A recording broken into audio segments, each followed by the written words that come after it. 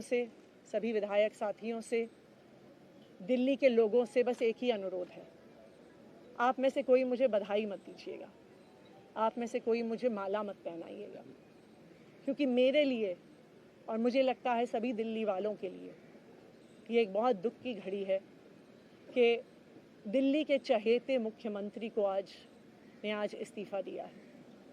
मैं एक बार फिर अरविंद केजरीवाल जी का धन्यवाद करती हूँ जो उन्होंने मुझ पर भरोसा दिलाया, मुझ पर भरोसा दिखाया है। और मैं दिल्ली के लोगों की तरफ से फिर से एक बार ये कहूँगी कि वो जल्द ही आने वाले चुनाव के बाद अरविंद केजरीवाल जी को अपना मुख्यमंत्री देखना चाहते हैं। धन्यवाद।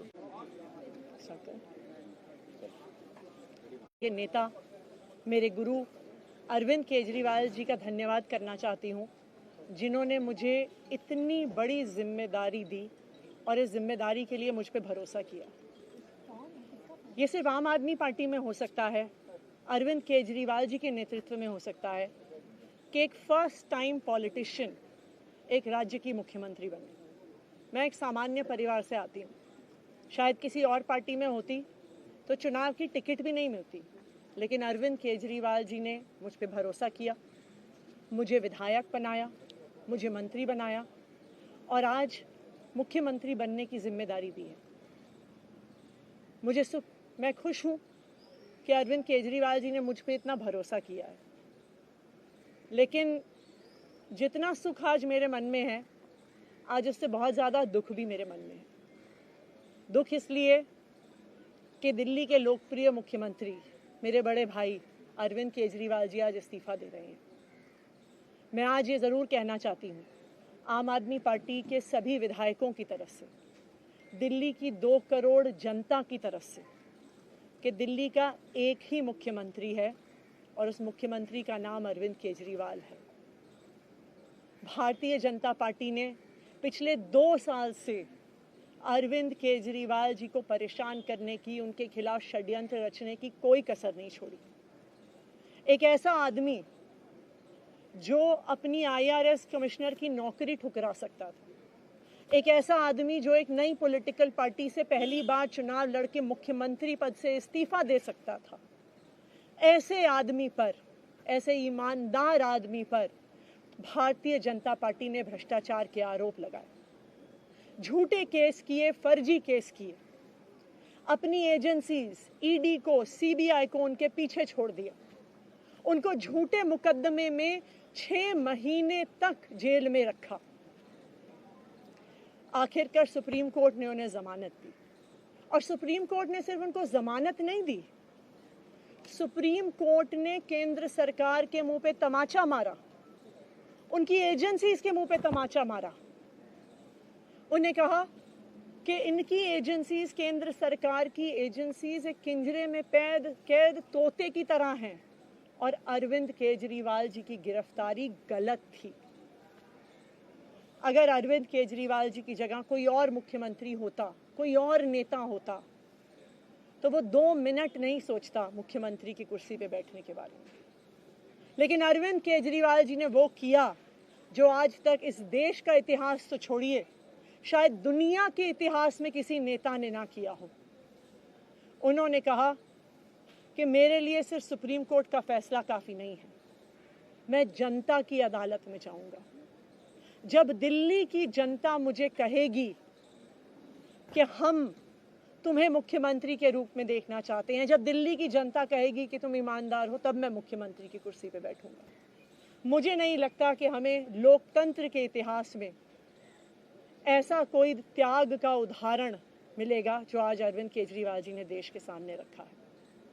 दिल्ली भर में लोग बहुत दुखी हैं अरविंद केजरीवाल जी के इस्तीफे से। कल शाम मुझे एक बुजुर्ग महिला मिली, जब उन्हें खबर मिली थी कि अरविंद केजरीवाल जी ने इस्तीफा दे दिया है, वो रोने लग गईं।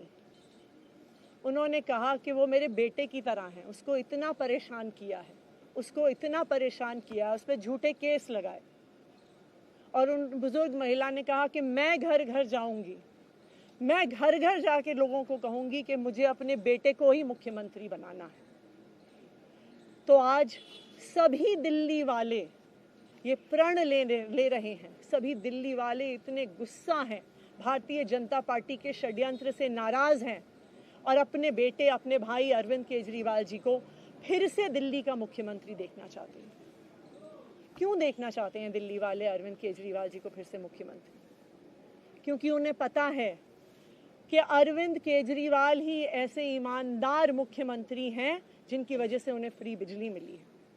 उन्हें पता है कि अगर अरविंद केजरीवाल जैसे ईमानदार व्यक्ति मुख्यमंत्री नहीं रहे तो उनको फ्री बिजली मिलनी बंद हो जाएगी। उन्हें पता है कि अरविंद केजरीवाल जैसे ईमानदार व्यक्ति अगर मुख्यमंत्री नहीं रहे तो उनके बच्चों के सरकारी स्कूल बदहाल हो जाएंगे। उनको पता है कि अरविंद केजरीवाल जैसे ईमानदार व्यक्ति अगर मुख्यमंत्री नहीं रहे तो जो अस्पतालों में, सरकारी अस्पतालों में अच्छा इलाज मिलता है, मुफ्त दवाइयाँ मिलती हैं, वो बंद हो जाएंगी।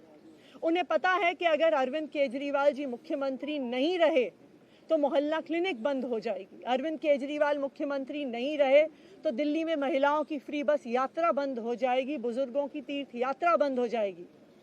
क्योंकि उन्होंने देखा है कि भारतीय जनता पार्टी की 22 राज्यों में सरकार है, किसी एक राज्य में भी वो फ्री बिजली, अच्छे स्कूल, अच्छे अस्पताल, मोहल्ला क्लिनिक, फ्री बस यात्रा नहीं दे पाते हैं। और एक ईमानदार अरविंद केजरीवाल है जो दिल्ली के लोगों को इतना कुछ देता है।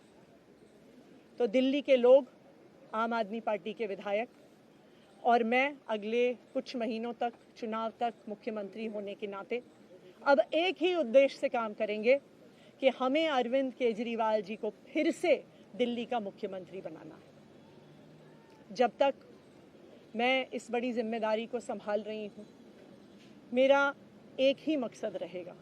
मुझे पता है कि भारतीय जनता पार्टी अपने एलजी साहब के थ्रू दिल्ली वालों के खिलाफ षड्यंत्र रचेगी। मुझे पता है कि वो दिल्ली वालों की फ्री बिजली रोकने की कोशिश करेंगे। मुझे पता है वो दिल्ली वालों के अस्पताल में फ्री दवाइयाँ रोकने की कोशिश करेंगे। मुझे पता है वो मोहल्ला क्लिनिक बंद करने की कोशिश करेंगे। मुझे पता है वो सरकारी स्कूलों को खराब करने की कोशिश करेंगे। तो अगले कुछ महीने तक, जब तक ये जिम्मेदारी मेरे पास है, मैं दिल्ली के लोगों की रक्षा करने की कोशिश करूंगी और अरविंद केजरीवाल जी के मार्गदर्शन में दिल्ली की सरकार चलाऊंगी। मेरा अपने सभी कार्यकर्ता